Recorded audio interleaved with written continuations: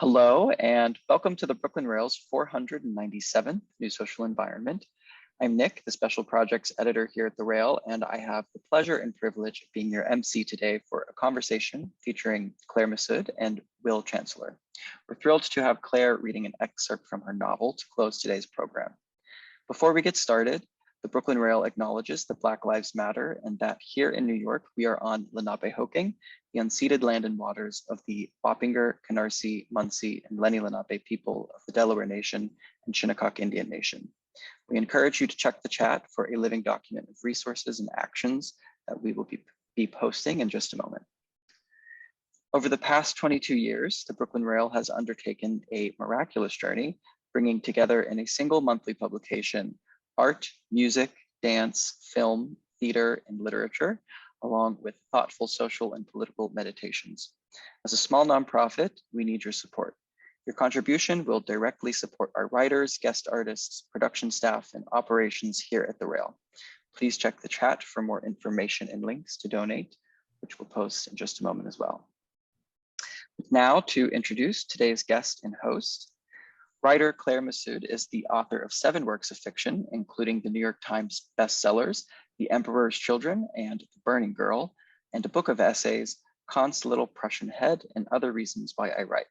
She is a recipient of Guggenheim and Radcliffe Fellowships and the Strauss Living Award from the American Academy of Arts and Letters. She lives in Cambridge, Massachusetts. And our host today, Will Chancellor, is the author of the novel A Brave Man 7 Stories Tall from Harper Perennial. He is currently writing an alternate history of the Soviet space program titled The Meaning of Certain Dreams. His writing has appeared in Bookforum, the New York Times, Interview, Electric Literature, among many others.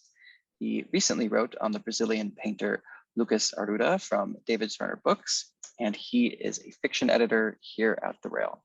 So without further ado, Will, over to you. Claire, thank you so much for joining us today. We were so thrilled to publish an excerpt from A Dream Life, and I really have been looking forward to this talk since we booked it. So welcome. Thanks so much for coming. It's wonderful to be here and to chat with you, Will, and a real thrill. Thank you so much. And thank you for running that excerpt too. So I wanted to begin things actually with, before the text begins, there's the note that this is in Sydney in 1971, where A Dream Life takes place.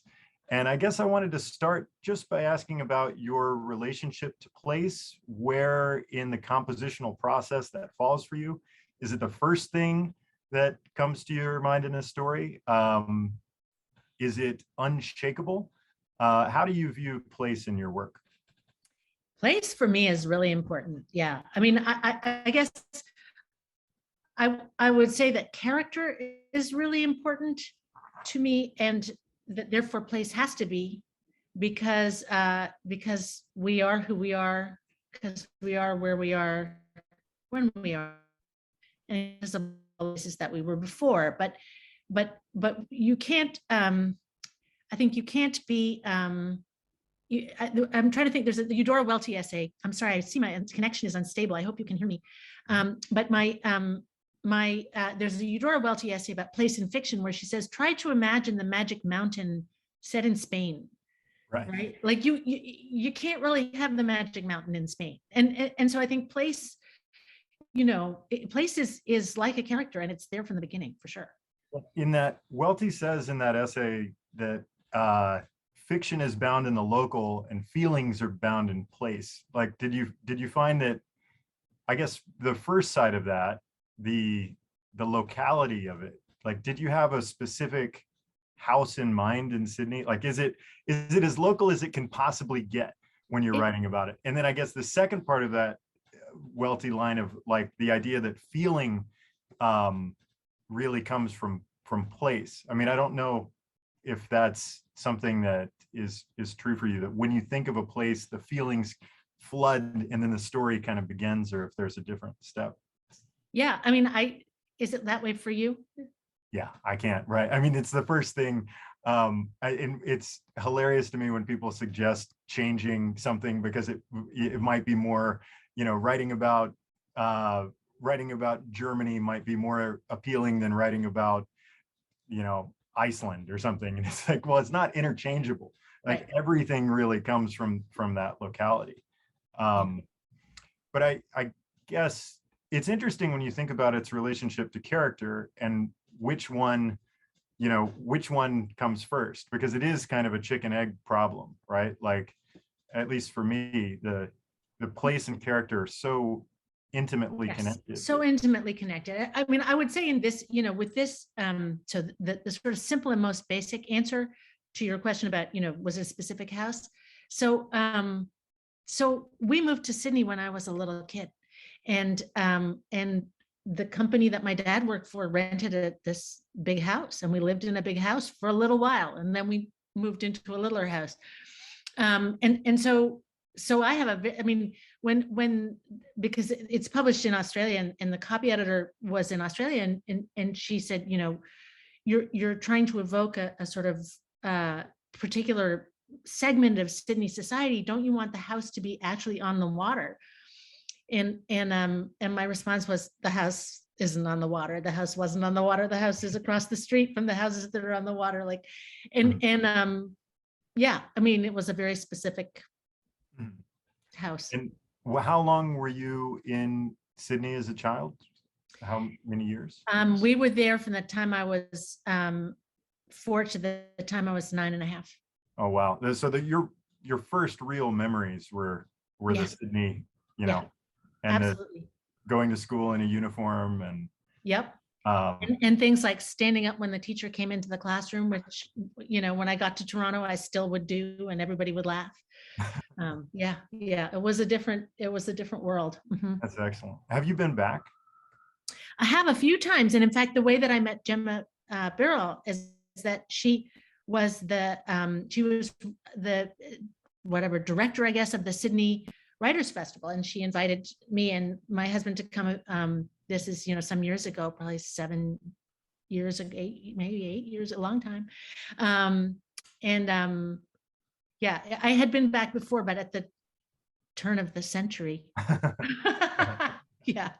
I think that there's a part of me that the places where I've been that really mean a lot, I almost can't, I'm scared to go back to them, because, part of it is because of how perfect the feelings are in my head. And I haven't really done it in fiction yet, of writing about places that, mean a lot to me, that I've moved past, right?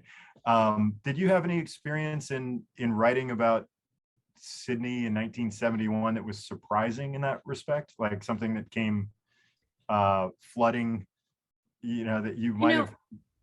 Go ahead. I think one of the things that sort of I gave it to my sister to read, right, when it was, and my sister said, yes, but there's a housekeeper at one point in the story named African. She said, but that housekeeper's family, they weren't from the Caribbean.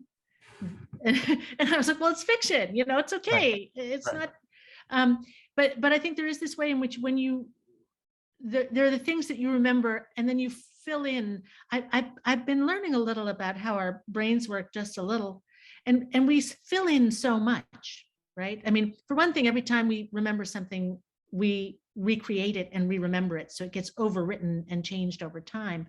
But there's also the extraordinary fact that when we see something, our brain only processes something like, I now forget the percentage, but it's way less than 50% of what we actually see. And the rest our brain fills in from prior experience, right? So we're never actually really looking at, I would say it's why a kid sees a monster in the corner of the room, but we know it's laundry.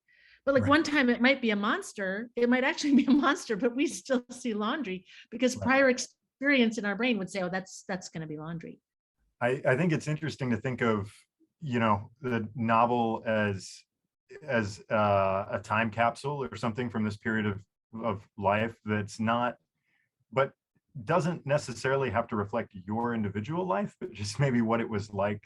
And I feel like that would be hard, having a sister who's trying to constellate the story to the reality, as opposed to just treating it like an artifact or something that's, that exists in that space. I mean, looking back on, this is your 7th novel, right? So do you find that your work at this point is almost like a, an artifact for that period of your, of your writing life?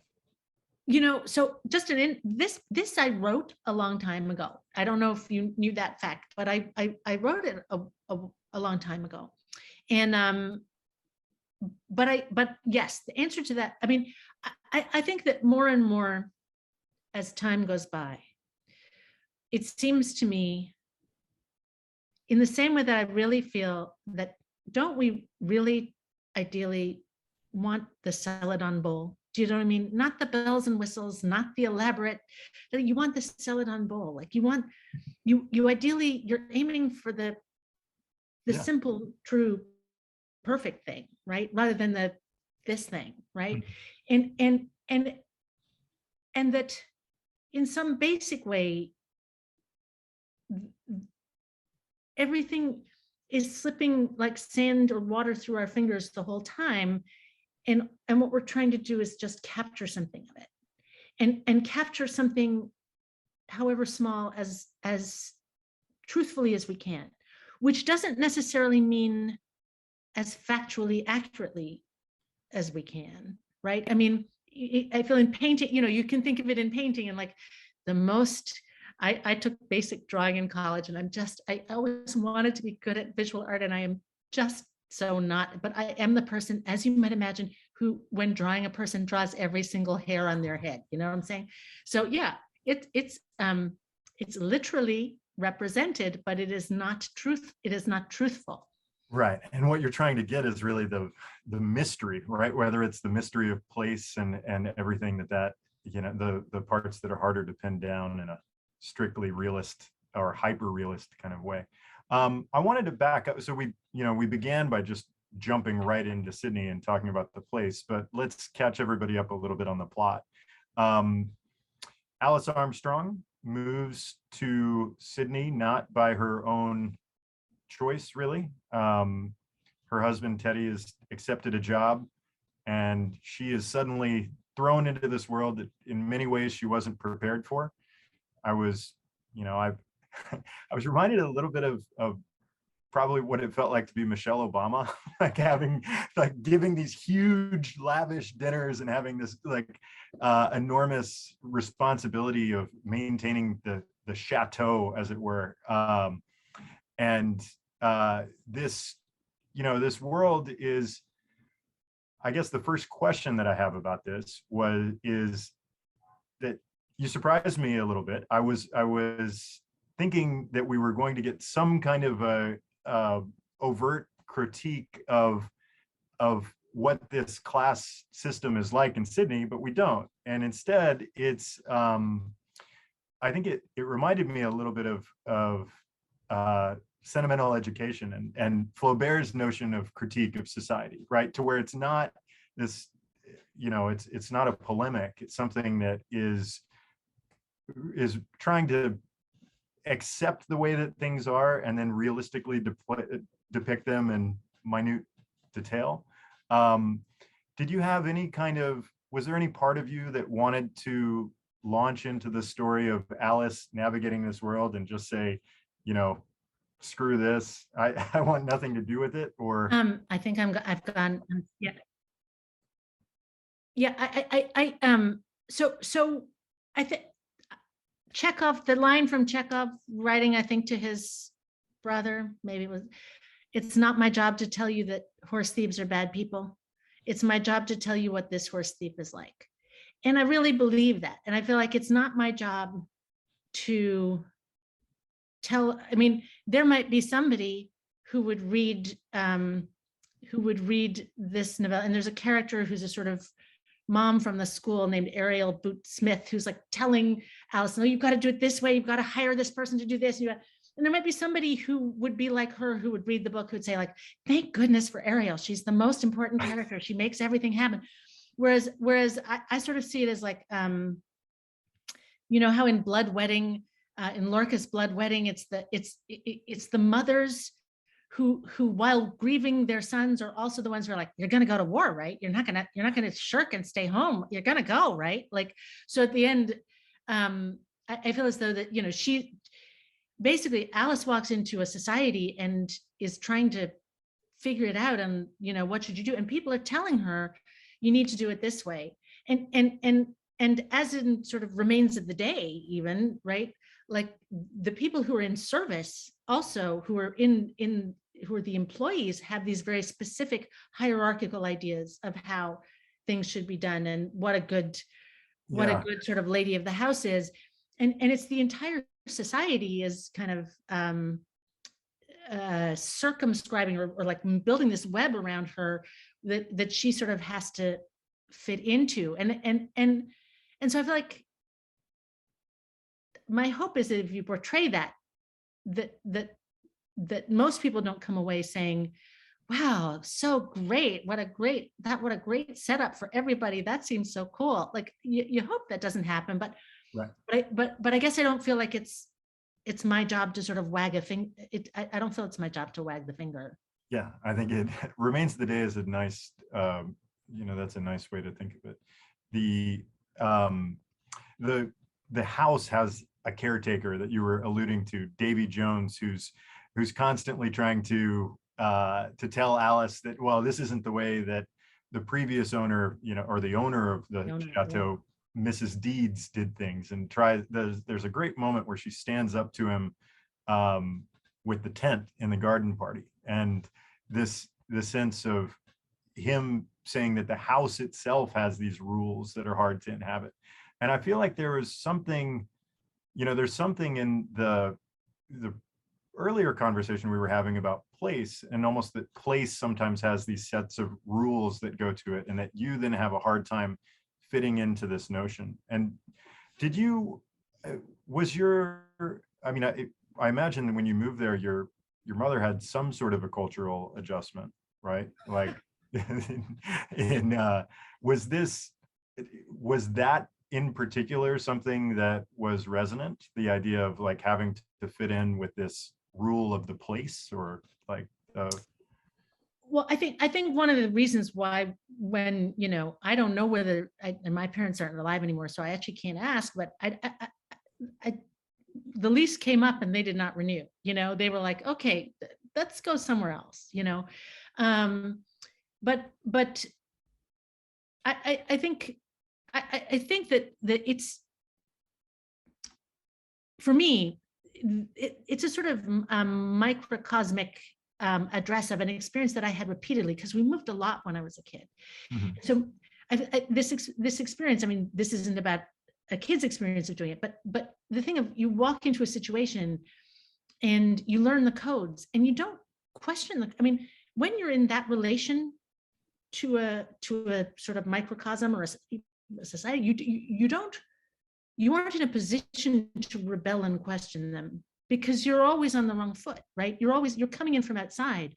Like I've spent my life trying to figure out what shoes do people wear here? What songs do they listen to? What's it cool to, like, what movie is it cool to go to? Where are the places people hang out?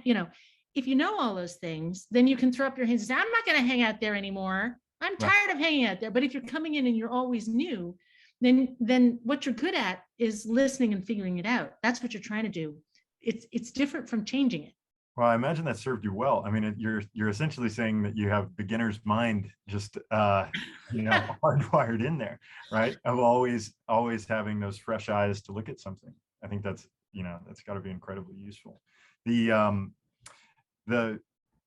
relationship that Alice is, I really related to the idea of trying to balance her responsibilities and childcare, and then the idea of, so she has this kind of Goldilocks scenario where there are three housekeepers who join on to take care of her two children, and the amount of trust there is something that I think that you capture really well. This idea of the amount of surrender that's required in order to have someone in that kind of a role. And I'm curious, because you said you wrote this a while ago. The novel that came to mind was Magda Szabo's The Door, and I'm curious about that novel to me is kind of a masterclass in that trust communication, how you can't get through the layers of communication that you think you can sometimes, and how long that takes. I wonder if had you read that before you wrote this or after? After, you know. Yeah, so I did not read the Magda Szabo novel until it was published in this country, I think the second time, right, which is maybe 2014, 15. Yeah. So, and this, I wrote this in 1999, 2000. I wrote this 20 years ago. So, I mean, I also think, I can't help but think of Leila Slimani's novel, The Nanny, which, you know, which is the sort of the darkest vision of what that trust can, yeah. So I want to talk, we excerpted at the Rail a scene that really introduces Simone Funk's biography, right? And it's Gatsby-esque at times. She has these things that are just, they're really stretching any notion of credulity. But to me, the book just jumps alive with her vivacity, that she has this undeniable sense of just, you know, life on life on life, and just and takes the reader, you know, the register just shifts, I think, pretty dramatically at her introduction. Was she a character that preceded place for you, or did she come along, did she come out of, at what point were you really thinking about her as a character? Oh, she was there.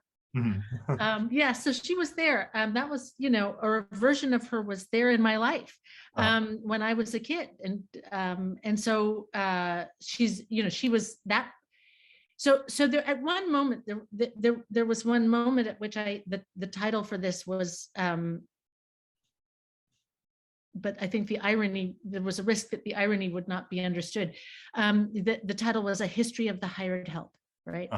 That was because for me that those relations, that's what it's about. Somebody who comes into a society, this woman, Alice, comes into the society and doesn't belong and doesn't know people. And her primary relationships are largely with she's hermetically sort of in this house, kind of trapped. And these are her primary relationships. And you know, she thinks of it as a dream life. She can it's unlike the real life she left behind, into which she imagines she will eventually return in North America. Mm-hmm. But there's some way in which Simone, this woman, she's leading maybe a dream life, right? Like some of these things do stretch credulity, but she's really living, right? There's some sense that she has all the agency and the freedom and the I don't know, I guess vitality that Alice is sort of struggling. Alice is sort of passive and stuck, and yeah, I mean, I saw a parallel there in Woman Upstairs. You praise, so there are two artists, one who is a full-time artist, Serena, and the other who is a third grade teacher who is very interested in art and shares a studio space with her. And you praise, or the narrator praises, Serena's life force as being like the way that explains that she's an actual artist, right? That she possesses this force of life, and that's the thing that really separates a real artist from an artist who isn't. And I mean, I think we see kind of a similar life force that happens in this story. I mean, I think for me, Simone's life force is what makes her so compelling as a character. I'm curious about how true you think that is.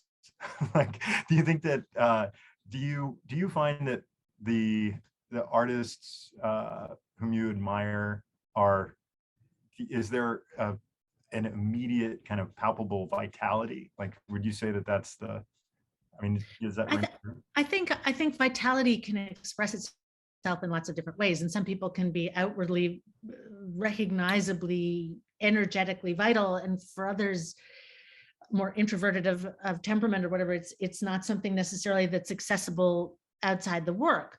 But I do think a life force, I do think that energy, I mean, if you were to ask me, I remember some years ago having a conversation, what would genius be? What is genius? And I feel like it is energy, right? I feel like that's, and that doesn't mean it's the person in the room who jumps up and down and screams the loudest, but it is a sort of, it's the opposite of passivity, right? It's the opposite. And so I mean, there are lots, I feel there are lots of ways of thinking about it or looking at it. And the Dostoevsky and Notes from Underground way is always with me, right? I feel like when I read Notes from Underground in high school, I was like, oh, you can write about a character like that. You can be like that. I mean, you know, he's a man of thought. He's always looking, watching. And he feels great resentment at the man of action. That's not a sort of distinction I think that works artistically, because you have to be a man of thought. But in some way, I can think about it also in terms of when our kids were little, and there it seemed to be, you know, we had one kid who would just go and make things and be totally right, doing their own thing, and another kid who was always, which is what I feel like I am, always looking what everybody else is doing, right, and then thinking and deciding, but like always in relation, as opposed to just and I don't know, those are temperamental differences, but I think, you know, Simone is in her skin. She's not deferring, she's not deferential somehow, she's in her skin, you know. That seems to me, I mean, it seems to me that that's interrelated with the gender dynamics as well, right? Like how to maintain vitality, how to maintain life force in a narrowly prescribed society by gender, or time by gender as well.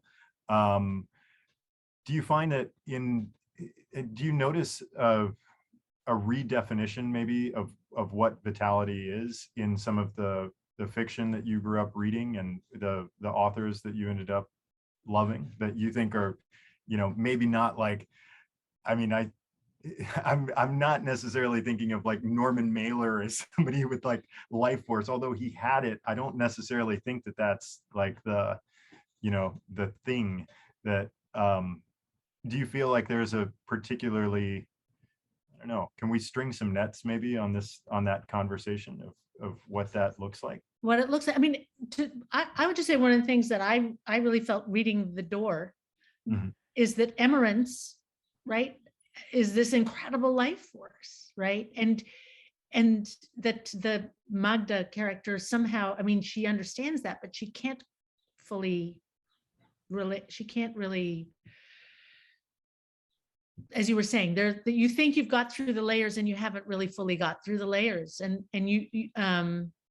so I mean, yeah.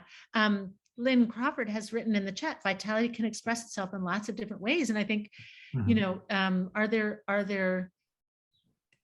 feel like it's a trick question. Who are you, what characters are you thinking of when you say fictional character? Because I feel like there's so many, but. Yeah, I guess that is kind of, it's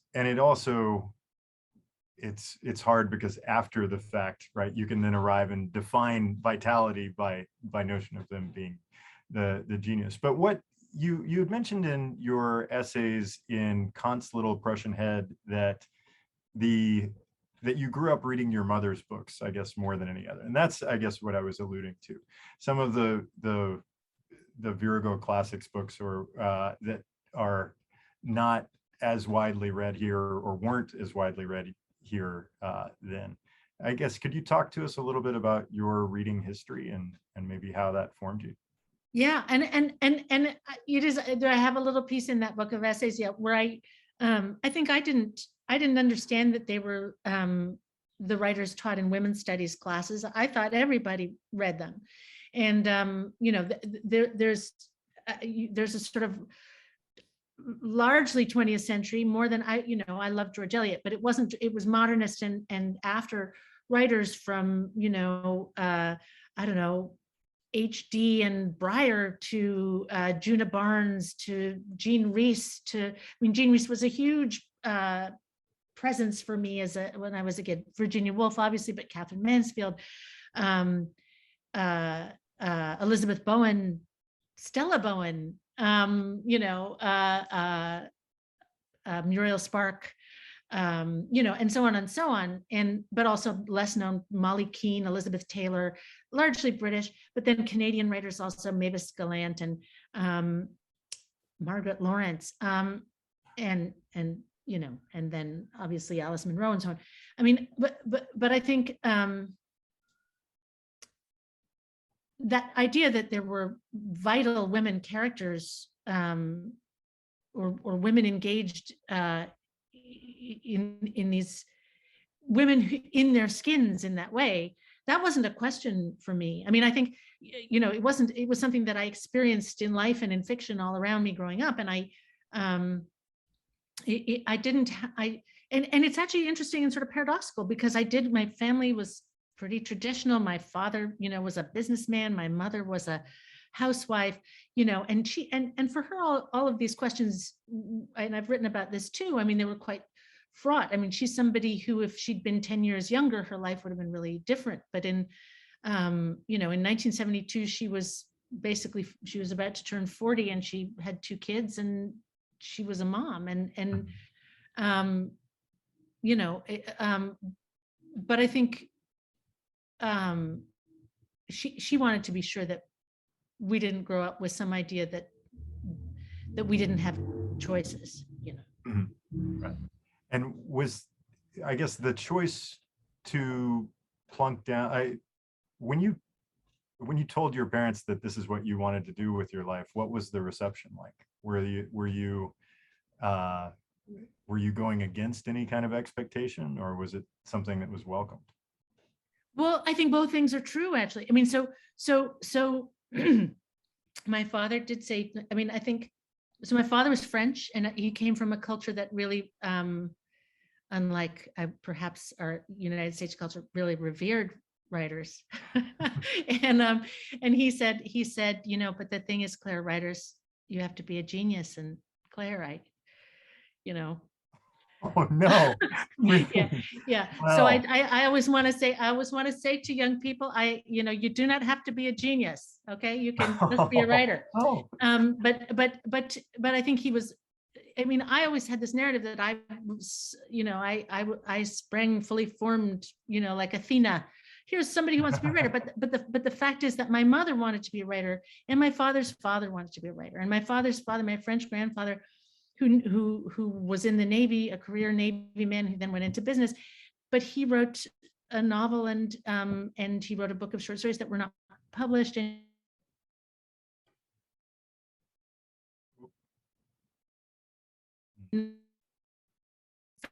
My sister and me, handwritten pictures and receipts and things, telegrams. Am I breaking up? Am I okay? Can you hear me? You're okay now, I think. You're back. Okay, I'm sorry. Yeah, sorry about that.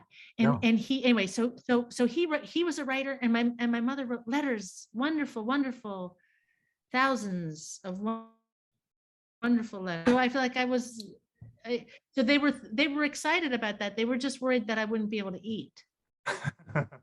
Right. Yeah. I guess I want to get back to that question. I certainly used to think that genius and talent meant everything, and now I've kind of flipped, and I think they mean almost nothing, and that it's just the amount of work and the persistence that are the qualities. Looking around at my friends who are working novelists, it's not that they are lacking in talent, but it's that they have a tremendous amount of drive and effort. And I guess was there a moment for you where that, I guess, first of all, what are your work habits like? I mean, you're balancing a lot of life and teaching and as well as parenting and writing. I don't know if you can hear me right now. I can. Okay. Yeah. So I guess the first thing is that I'm curious about is just what your writing process is like when you're working on a book. Is it a daily engagement? Does it need to be for you? And I guess second, how do you feel about that dichotomy between hard work and genius? Well, so to answer the second first, I think that there's nothing without the work, right? There's the wonderful thing in Bernhardt's Wittgenstein's Nephew, where he says, so it's about his friend who was the philosopher Wittgenstein's nephew, and he says, his uncle was a philosopher on paper and my friend was a philosopher in his head. What is really the difference? But of course, the difference is that when you're a philosopher on paper, then it's communicated and other people know about it, and it's can talk about it. And when it's in your head, not so much. So you can write the most wonderful novels in your head, but if you don't put them on paper, so I mean, that's in a way, I suppose that's part of what, like, the life force is a sort of, I mean, I always think that about composers or architects, or, an architect has a vision of a building and then eventually there's a building, right? Like that, the incredible act of will that represents, right? That's an incredible, that takes a huge amount of energy. Or making a film, obviously, to write, all we need is the energy to lift a pen, but to make an orchestra, to make a film, to make a building, you have to persuade all these other people to do it with you. That's incredible, right? So but on the process front, given that all one really needs to do is pick up a pen, and paper, isn't expensive, it shouldn't be as challenging as it sometimes seems, right? It should be easier. But I think for me, for me, when I'm writing, ideally I'm writing every day, or pretty well every day. And teaching and children make that complicated. Yeah, I was going to ask if you can manage to write while you're teaching. I know that's tough to do. Yeah, are you able to write while teaching? I mean, I teach pretty much every day out of the year, so I don't really have a choice. But I'm curious about what you mentioned, pen and paper. Do you write by hand or do you write? Yes, sir, I do. Okay, Yeah, all the way. Is it just the first, like you'll draft your first draft by hand and then I put it in the computer, and then you can change it, but I think for me it's a Pavlovian, I'm Pavlov's dog, and it's how I think. Like I have how well, maybe you don't. I feel like I now have all these little they're like jukebox buttons, these little things where, like, do you want record number 45? So I have a thing about our embodiedness, and I have a lot of anxiety about our failure in this moment fully to attend to our embodiedness. We are animals, we are embodied beings, and screens are not an animal experience.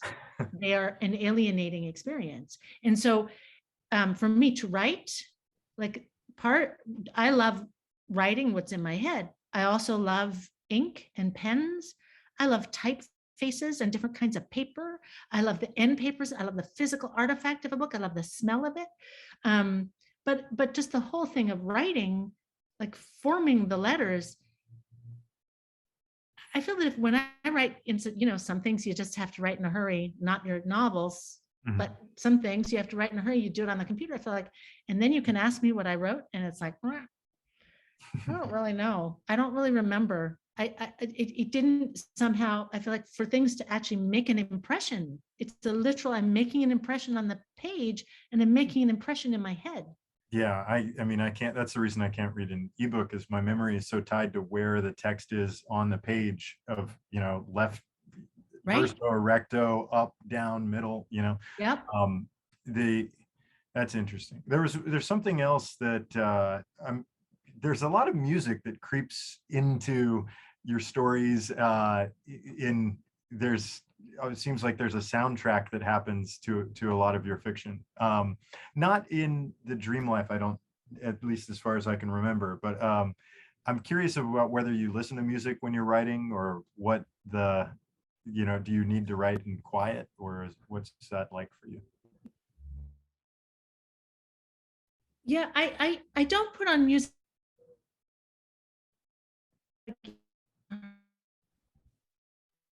Am I there? Can you hear me? We've got you.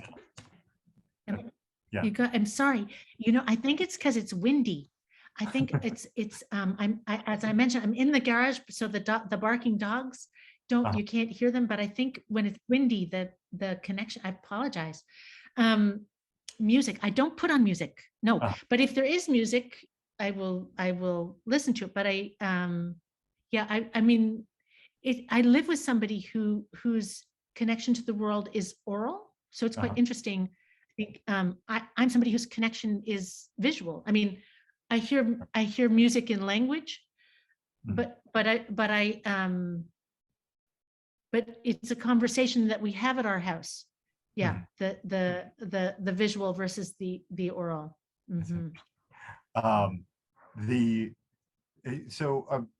There's something, you mentioned, I've gathered that the memoir that your grandfather wrote to you and your sister is playing a big part in your creative life right now. I'm a little bit curious about whether, first of all, if that was a handwritten 1,500 page memoir, or if it was typed, or and then I guess, wow, this is an exclusive. All right. That's excellent. I think we are the only people who get a chance to see this. Wow. That's incredible. Just here. Wow. So it is handwritten, enormous memoir. And this is about there's a letter. Wow. And so on. This is your grandfather, who is Pied Noir. Yes, this is my French grandfather, who was Pied Noir, and he was in the Navy, in the French Navy. And the memoir covers 1928 when he got married to 1946. Wow. And I guess you're fictionalizing some of you're using that as source material, is that? Yeah, only a little bit though. I mean, but yeah, mostly it's, because yeah, I feel as though there are 20 novels in there. It's just, there's just a little bit that I'm taking. And some people have said, why don't you try to edit it and make, and publish his, but he wrote it, he wrote it for us. And it sort of addresses us every so often. And, it includes sort of drawings of the way one might have, like, this is what the shape of our apartment was in, Beirut, and, So. Oh, that's interesting. So and I guess it's the content, like when you say it was addressed to you, it's almost like a map, or like some kind of a key to what life was like back then, right? Yes. It seems like that's interesting. It seems almost, do you think that, I'm not sure how old you were when he was composing this, but it seems almost like it was designed for what you're, right. Technology that was designed for what you're doing, like precisely. Well, what I would say is that yes, and then I've also, for anybody who's thinking about it, write letters, because that's the other thing I have, is all of this correspondence between my family was sort of far flung, and there are these letters from the 50s, from the 60s, from the 70s. When we went to Australia, they were writing, my parents were writing letters to their parents, and their parents were writing back, and we have most of that correspondence. And if you want to know what life is like, I mean, you really get to know what it was like. Yeah. While we're mentioning this, I'm going to use that as a segue to say that if anyone has questions for Claire, they should put them in the chat, and we'll try to read a couple of those before we wrap up. So the themes of there's a lot of movement and adjustment and dislocation and feeling a little bit like you're seeing things with fresh eyes in most of your fiction. Is that, and it seems like if this, what I'm imagining this project that you may or may not be undertaking was going to be very similar, right? Like, do you think that, am I right in reading your work as having that as a central, if not the central concern? And how do you think that has changed over time? Do you think that it's been more or less important to you at various points during your career? So that thing being sort of displacement, I guess, yeah. And then adjustment to it. I think excuse me, when I was young, like absolutely, I would have said displacement is my subject. And there's that wonderful Salman Rushdie essay, Imaginary Homelands, that kind of encapsulates a lot of what I feel about that. We all live with the past lives in our past places in our heads, and then you go back and it's not the same place. So the place that you have carried with you is a fictional place. And I think that's true for all of it. You don't have to move around the world for that. You can move from, Poughkeepsie to Brooklyn and then go back to Poughkeepsie. It isn't, it's just simply a fact of life. The past is another country. And I think that, I suppose I might at some point have thought of it spatially, and now I think of it in time. I think of it in time. I think one of the things that happens as you get older is so much of what you carry so much more with you, right? Because of all the experiences you had. And a lot of those experiences, those people, they aren't out there anymore. They're only in here. That's fascinating that I was absolutely floored. Like, one of those reading experiences that I've been very rarely as floored as I was when I read your essay, Kant's Little Prussian Head, the title essay from that, when you talk about watching the Neil deGrasse Tyson version of Cosmos and being unable to make it through the intro because of that feeling of vertigo and of the infinite void, right? And I as soon as that came out, I ordered the DVDs. I was going to watch them with my daughter. We were all set, and I watched the intro, and I just had this feeling right in my gut, and I was like, this is the worst thing ever. And I think I was like doing the dishes while she watched the first one, and that was it. I think whatever discs 2 through 8 are still unwatched. But this notion of it is maybe just an intensity and degree of the similar, or a slight shift in terms of a dislocation in time, and also like how the initial like very acute dislocation in space of moving to a place like Australia can assume this much larger feeling of the infinite void and dislocation in time. I definitely saw that in that essay. I'm not sure that there's much of a question there other than just a feeling of, But what I would say is, like, I think that reaction is also temperamental, right? Like, there are people who hear about that, like the vertiginous void, and who are like, oh, wow. And then, then there are those of us who are like, right? I mean, yeah, I thought that those people must be absolutely insane to structure the introduction to that series in such a horrifying, vertigo-inducing way. But yeah, that's interesting. Do you see that as,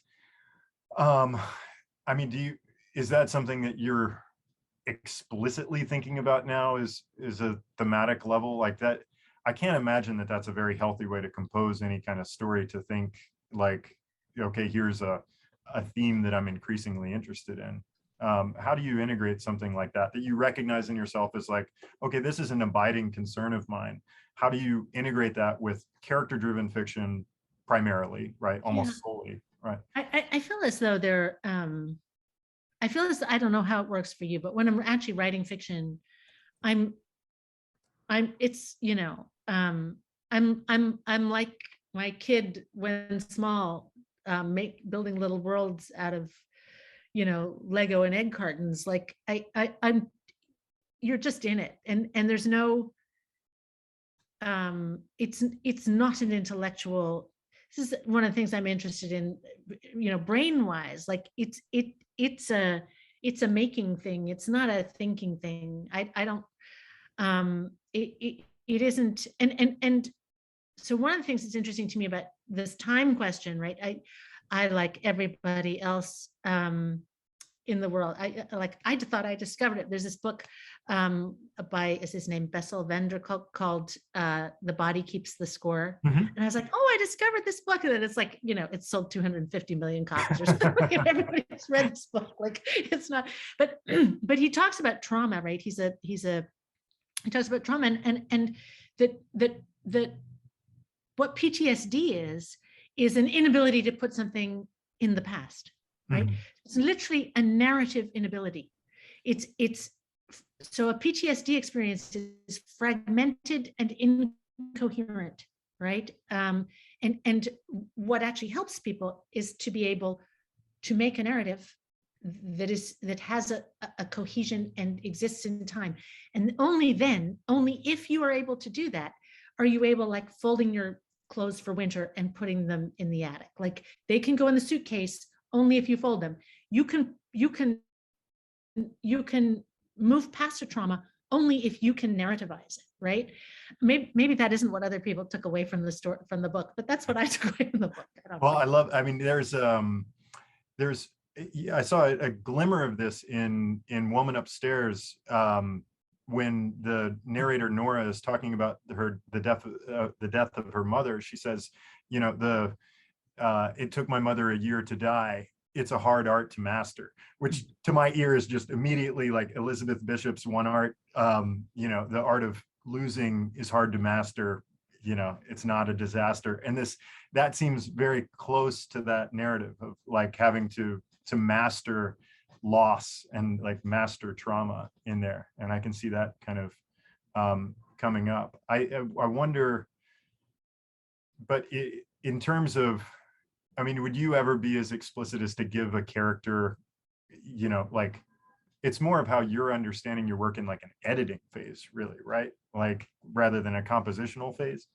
Yeah, I mean, I guess maybe this makes me seem like I'm a Wiccan or something, but I sort of believe, I'm a great believer in intuition, in the function of the subconscious, and I feel as though I think my father used to say culture's what's left when you've forgotten everything.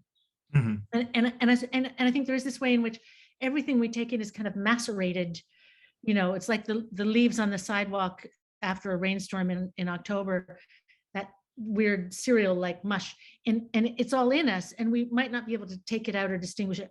And I have this faith, perhaps wrong, that if these thoughts are part of the mush, they will make it into they will be in there. Now whether people will actually discern them, but look, you just did. I wanted somebody reading that to say, oh, Elizabeth Bishop, and somebody did. You never know, right? Yeah. But somebody did. Yay, thank you. Right? And that's one of the things I always wonder is, there are little phrases or images. The same way with music, there'll be some little bit of melody that really speaks to you, and you always think, is it the same? Like, do you hear the same? Is that the little piece of music that speaks? And it's obviously not going to be. That's about our own individual subjective but as a writer, you're putting in all the little things that speak to you, and you hope that some of them speak to someone else. And I think, and I guess like back to the Chekhov thing about it's not my job to tell you that horse thieves are bad people. I feel like it's not my job also to sort of write the essay about my fiction, right? It's my job to write the fiction. And then if people find things in it, yay, and maybe people find things that I had no idea were there, yay too, well, I mean, assuming they're not sort of awful, totalitarian narratives that I didn't intend or something. Yeah. I guess let's see if anyone in the audience has a question or two. I think we have time for them. Let's see. Nick. Yeah, if you don't mind, Will, I'll kind of come back in here. Thank you for your patience, Claire, with your connection. I couldn't help but Fong loves this Toni Morrison quote: "If you surrender to the wind, you can ride it." So that's what we were doing with the wind today. But yeah, no, we have a couple of questions. First, we're going to pass the mic over to our friend Lynn Crawford. Then you should be able to turn your mic on now. Thank you. This was a fantastic exchange. Thanks so much for it. And I was interested to hear all the talk about body, because that was my question. One of the things that sold me on your books immediately and continues to amaze me is your voice. It's such a specific and poetic, and it's so deft. And then I wondered if you proofread your work reading out loud, because there seems like there's such a corporal connection to your voice. And I was curious about that. I don't actually read aloud, but it's aloud in my head, if that makes sense. Yeah. And for me, Will was asking about, did I listen to music? And in a way, for me, as I am no good visual artist, I am no good musician. But the music of language is really important, and the music of a sentence, is really important to me. And I was actually just saying to somebody that before I had kids, I would rewrite things so much that I knew the sentences musically off by heart. Like I would know a whole novel off by heart in my head. And when I would go to give a reading, I would read the pre-copy edited, like I would say aloud the pre-copy edited version of a sentence, because that was what was in my head. And then of course, then I had kids and like no time and no memory anymore. So then I can't, that isn't the case. Now I have to read what's on the page. But sometimes I have the ghost of an original sentence there too, But I think that I love character. I love their place, and I also love the sentence. I love the sentence. Yeah. Thank you. Thank you. Thank you, Lynn. I'm going to pass the mic now over to my colleague, Carolyn. Thank you all for such an amazing discussion. Just had a question maybe connected to what you were discussing earlier about displacement, maybe. In the Times piece, you said something like, I know you have multiple cultural and national identities, and you said something like that identity was only understood in parts. And I'm wondering if this informed you as a writer, maybe this multiplicity or maybe misunderstanding. I could imagine, especially as connected to expressing truth versus accuracy, which you were saying earlier. Just wondered your thoughts on that. Yeah, I mean, it's interesting because I think our cultures have moved and shifted in hopeful ways, right? And I think we're much more open as individuals and as society. Maybe not everywhere, but in certain quarters, right? To all that we don't know, right? And I think that was not the tenor of my youth. The tenor of my youth was, here is where we are, and you can try to fit in, and we'll see how that goes.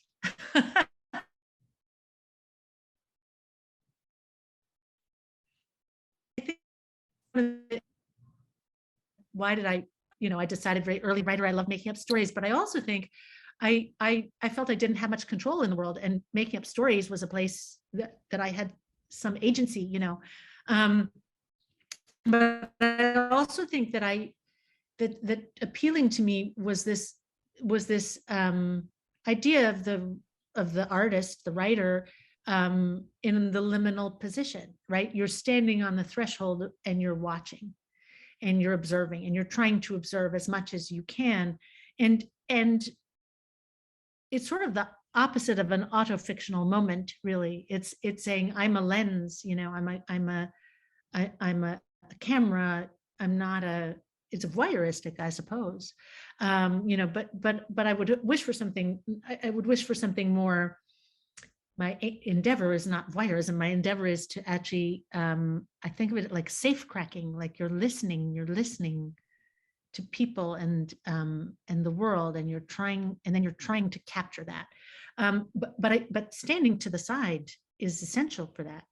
Back to that sort of man of thought, man of action. You can't be in the Dostoevskian character who says, "Why is it always I who swerve?" Which we laughingly say a lot at our house. But the person who swerves is also the person who's aware, and the person who doesn't swerve is unaware. And I'd take the swerving awareness, I didn't have much choice, but it seems preferable to me. Well, thank you so much, Claire and Carolyn. I think for our final question of the day, we're going to pass the mic over to Eleanor. Thank you so much, Claire and Will and Lynn and Carolyn, for your questions. And of course, Nick, for emceeing. It's been such a lovely afternoon.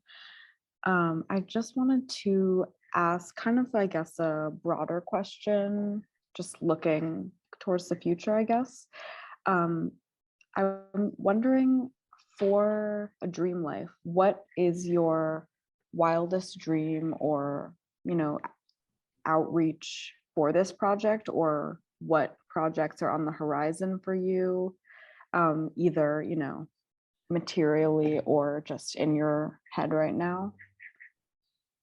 Thank you. I don't know what I would say.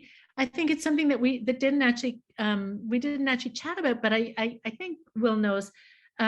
So Gemma, who's the publisher of this, when we first spoke, and I think it was initially an idea, and then maybe it isn't true of all the books, but she said, my hope is that the writers might give the proceeds to charity. And so I decided to give the proceeds for a Dream Life to an organization called WIRES, which is a wildlife rescue organization in Australia. And as you probably know, they have a significant wildfire problem that's worsening due to climate change, and they also have an extraordinary ecosystem with animals that are found nowhere else in the world. So it seems particularly urgent and important to be doing anything we can to help them. So I suppose my wildest dream would be that some animals would live or would be, and they actually rescue injured animals, and they try to preserve habitats and so on, but they also rescue injured animals. And there's something for me that's very sort of pure about, I've not had a publication that was pure in this way, that felt like if 10 people read it, I'd love for 100,000 people to read it. If 100,000 people read it, like that would be a lot of koalas and kookaburras and platypuses and kangaroos. Like that'd be incredible. But if 10 people read it, I feel like that's something. And it's not just, there's always the hope of communication and a sort of conversation in a way with the reader. but this is an additional hope, like maybe there's something else good could come of this. And so, yeah, so I guess that's, yeah. It's amazing. Thank you so much. It's really cool. Great. Everybody should just check out that website. Nick put the link in the chat. Looks really cool. Seems, yeah, I think so too. Unless there's anything else, Claire, we like to end these lunches with artists reading excerpts from their work. I was wondering if you would do us the favor and carry on the Rails tradition and close us out with a reading from A Dream Life. Thank you. And I want to thank everybody. Will, this has been such a gift for me. Chatting with you. Thank you so huge much. Honor. Thank you so much. It's really been fabulous. And I am Nick and everybody, Lynn and Carolyn, Eleanor, and everybody who came today. Thank you. So I thought I would just read a little bit from near the beginning that sort of sets up now, like my grandmother, I have a frog in my throat. Here we go. That is from fairly early on, just sort of setting things up. Alice Armstrong had not welcomed her husband's promotion. When he first announced his posting to Sydney, she had bit her lip and said, "Are they moving you up or out, Teddy? Up or out?" But he, with his uneven grin and his caterpillar brows awry, had barely heard and had not understood. "Up, up and away," he cried, embracing her and trying to lead a waltz around their tiny kitchen. It was winter then, and through the window a dove-colored dusk had fallen on the patch of river. The apartments all around were dotted with cozy yellow light, and in their distant windows, people, families moved like shadow puppets. "First class all the way, sweetie, first class," he marveled, certain she must share his delight. And she finally had struggled from his grasp, had patted his cheek with her cold hand. "I'm glad you're so happy. I'm glad it's the right thing for your career. I'd better go check on the girls." Now, slipping like a ghost through the opulent rooms, Alice thought she understood where she was, in a dream life, where nothing could matter and nothing would last, a hiatus from reality which, precisely like time travel, would deposit her back on her own shores in her own time at some unforeseeable but anticipated moment. All this would be revealed to be a mirage, which was why her fear was unnecessary, although she could not quell it, why her anger was itself an illusion, although she could barely contain it, and why her eyes and limbs felt so very heavy, as though she dragged through sand. What would make it real, this life? Her husband would have the bank, long hours with men scrubbed and eager as himself, would be juggling numbers, flirting with secretaries, bolstered in emphatic normality by the conferences, the jugs of water, pots of coffee, neat rows of pens and paper, the enclosed hum of air conditioning and the artificial lights. Her daughters would have school, the thrill of elaborate uniforms and square plastic school cases, name tags on their socks and knickers and the brims of their hats, straw for summer and felt for winter, secured with thick elastic beneath their plump, smooth chins. They would have teachers and playmates, schoolyard games of witches and fairies, and in time, piano lessons at the elbow of the genteel teacher next door. But she, Alice Armstrong, would have only chateau deeds. And to be sure, on that first bleary morning, as she opened doors and drawers and inspected the walled garden and the musty garage in which Lady Maureen's rose-colored Bentley loomed beneath a pearly tarpaulin, as she ran her hand along the pink and white bricks, rough and crumbly at the side of the house, as she inhaled the salt breeze and strolled barefoot across the crispy side lawn to the shade of the miniature orchard, brushing away insects and hearing, as if from far away, the sing-song of her daughter's invented games, to be sure, on that day, Alice Armstrong could not know what that meant.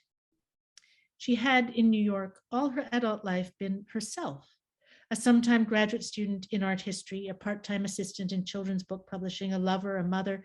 She had been herself reflected in familiar form by her friends and her employments, webbed by phone calls from her parents and three brothers in their scattered states, bound by the daily rituals of the doorman and the grocery store, by her daily exchanges with the local bag lady who squatted next to her bulging shopping cart, by all the little ties and lines that fetter and constitute a life. Without these, with instead the rhythms of the artificial domain reverberating around her, she would become something else, something unimagined, what chateau deeds required, the lady of the house. Thanks so much, Claire. Thank you. Thank you so much, Claire. What a beautiful way to conclude the conversation. Thank you for that reading, and thank you, Will, for your wonderful questions today. Thank you to the audience and everyone that shared a question. I would also like to thank Lauren and the team at Tableau Tales for helping to make today's conversation possible. And we encourage everyone to view our archive of these conversations on our YouTube channel, where we will upload today's conversation shortly. Join us tomorrow at 1 p.m. for a conversation with artists Marcus Jamal and Chris Martin, in conversation with the Rail's own Fong H. Bui on the occasion of their exhibitions at Anton Kern Gallery. We conclude with a poetry reading by Molly Glennon, and you now can all turn on your microphones to say hello and goodbye, and congratulations, Claire. All right, Lauren, thank you, everyone. Thank you so much. Thank you so much. Claire. Thank you. Claire. Thank you, Will. Thanks, Will. Thank you, Claire. Thank you, Will. Beautiful. Beautiful reading. So stimulating. Thank you. Thank you, Claire. Thank you, Will. Thanks, Fawn. Amazing. I'm Thank sorry I you. missed it, but I'm walking back to home now after a long meeting. So I'm gonna watch it tonight. I'm gonna Cool. listen tonight. Thank you so much. Take care. Thank you. Yeah, thank you. Thank you, Claire, Thank for you. the Fawn. beautiful Thanks, reading everyone. also. Can't wait. Thank you, you Thank you. guys. Much Thanks. love and courage. Stay safe, be well, and thank you again, Claire. Thank you. Take care. Huge things. Bye. Thank you. Bye, everyone. Bye. Bye. Ciao.